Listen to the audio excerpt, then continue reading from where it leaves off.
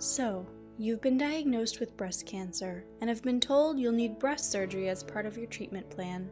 Navigating through all of the medical decisions you'll need to make can be an overwhelming and emotional journey, and there are some things you should know before you get started. A lumpectomy is a form of breast surgery that removes the tumor along with a small portion of healthy tissues surrounding the tumor, but saves the majority of the breast, including the nipple area. While a lumpectomy is considered a non-invasive surgery, it may still leave some form of permanent scarring. This scarring may be visible when you're in a swimsuit or fully clothed. Many women find the visible reminders of their surgery and their cancer upsetting, but fortunately, this scarring does not always need to be so visible. There is an alternative to the traditional approach called hidden scar lumpectomy.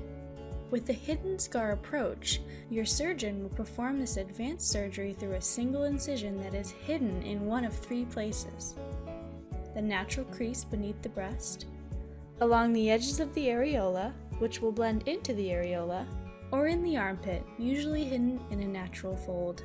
This means that even though you will have a scar, it will be very difficult to see. With no visible reminder of the cancer or surgery, many women feel more positive about their recovery and quality of life. Talk to your doctor if you feel a hidden scar lumpectomy is right for you.